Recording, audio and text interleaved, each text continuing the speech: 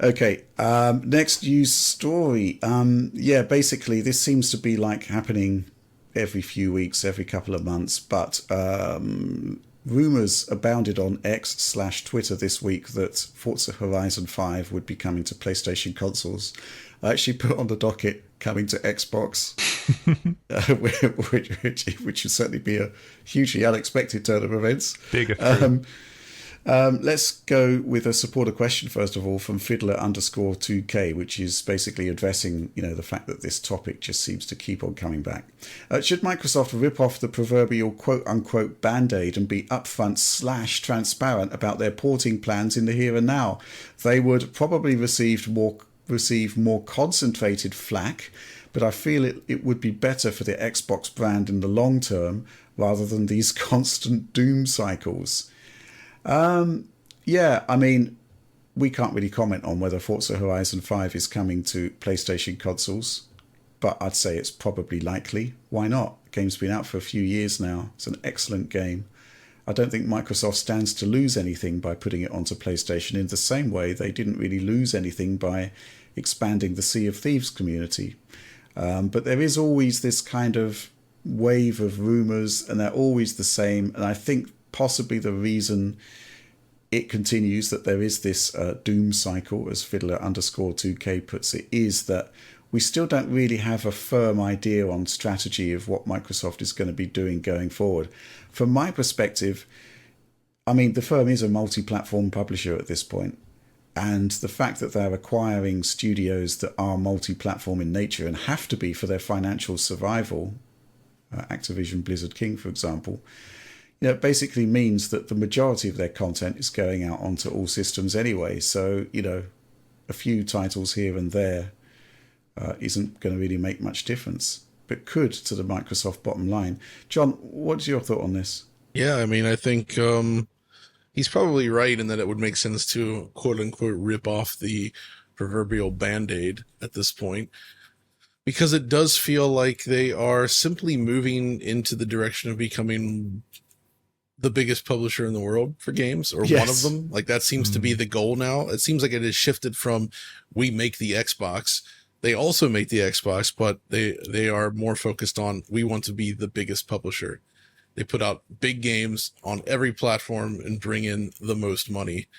And I really think, I feel like all their acquisitions kind of tipped the scales in that way, where when you have so much publishing power, you can't really afford to limit it to just one platform, especially when that platform is not like the market leader.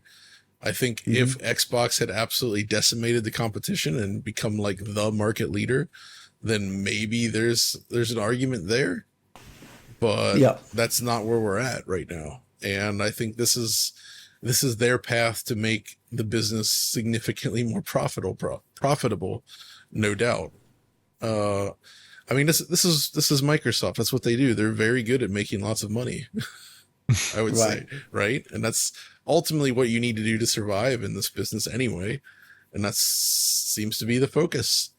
Now, I'm curious to see, though, if they really do go 100% in on this, whether we'll start to see some of the classic Xbox IP ever really brought over. But I suspect that it's not unlikely. Right. Right? Will? Yeah, I mean, yes, just to echo what John said, I think it makes sense to be more open. I think in general, there's perhaps a lack of clear leadership at the moment in terms of, game porting and game releases specifically. And I feel like people who are Xbox fans would, maybe be a bit stung by that. But I think ultimately it's better to say, you know what, we will have our own exclusive games, but they will eventually come to other platforms, and that's okay. I think that's fair enough. In terms of Forza Horizon 5 specifically, it's an amazing game. It's probably one of the best Microsoft games that they've ever done. Yep. So it should be on more places. Makes sense. Yeah, I'm just thinking, I feel like it's the rise of Game Pass especially makes this easy for them to want to do, because you either subscribe to their service, which is good for them, or you're spending money full price on another platform, right? Either way, they win.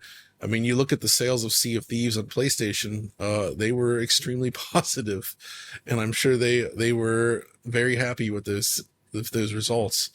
So either way, whether you're playing on an Xbox, you're playing on a PC, you're streaming something on your phone, you're using one of their, I guess, Surface. Do they still use the Surface branding at this point?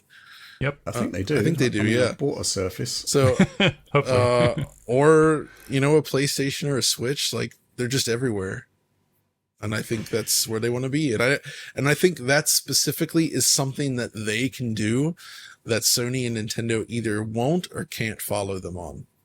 Right. Mm-hmm. Yeah. I mean, this is a tricky one because on the face of it, it does seem pretty straightforward, right? It's like you can either play these games on your PlayStation and pay $70, or you can subscribe to Game Pass. Now, obviously, the tricky thing is that you can't subscribe to Game Pass on a Nintendo or a PlayStation console, right? So, I still think Microsoft needs a vehicle for Game Pass that is easily accessible, that is of a high quality, and that does basically mean you need to make an Xbox. And the counter argument to that is, well, why don't I just buy a PlayStation where I can enjoy Sony games and Microsoft games because they're coming anyway? And I think that's possibly why the mid to long term strategy is to change the nature of what an Xbox actually is and to make it more of a PC style device. So you don't miss out on those games if you don't want to. I think that's actually probably quite a good strategy, but what it does mean is that it doesn't really help things right now with the existing hardware that they've got. It's tough. So, and it does make it really difficult to say, right, okay, we're going to put out Forza Horizon 5 on PlayStation because it does diminish the need to buy the machine that they've got out at the moment. But mid to long term, the strategy just kind of makes sense. And it does seem to be the case that certainly, the stuff that Tom Warren's been reporting on regarding the marketing of Xboxes in Europe, they're basically pulling back on marketing those boxes. That's not a great look, but I think that there is some sort of long-term strategy in place here. And we've only got access to, well, let's see what it is. It's basically reports from The Verge, and Windows Central, and it's kind of like these enigmatic statements from Phil, right? From Phil Spencer, for example. He's talking about the concept of the subsidized console model not really working anymore. It's not expanding the audience. But at the same time, I think you probably need some kind of subsidized console in order to be a focal point for Game Pass subscriptions, because it doesn't seem to be gaining that much traction on PC. It's really tricky, and maybe there has to be some kind of outline of the strategy from Microsoft at some point. The question is, when do you actually announce that to the world? I know. I would say when you have new hardware, perhaps. Yeah. Which is years off. Yeah. But in the meantime, I do think we're probably going to be seeing more games on PlayStation, which does make things awkward, and it does mean that there has to be some sort of decent messaging going out there. And I do think these rumours need to be sort of nipped in the bud just by knowing exactly what's going to happen. What is Microsoft's plan for the next couple of years? The comment's really interesting, though, because subsidized box model clearly still works. It's just not working for them anymore. Right. Mm-hmm. Yeah. But that's the thing, right? What do you do if it's not working for you? I think the main issue has obviously been delivery of content, delivery of high quality games over the last few years. I mean, the reason we're still talking about Forza Horizon 5 is that, it was like the kind of premium top end AAA experience that you kind of expect from a console. And Microsoft has failed to deliver those consistently over the last few years. Which has in turn made things really difficult for Xbox consoles, and in turn made things really difficult for expanding the reach of Game Pass, which I guess is maybe one of the reasons why we had the ABK acquisition.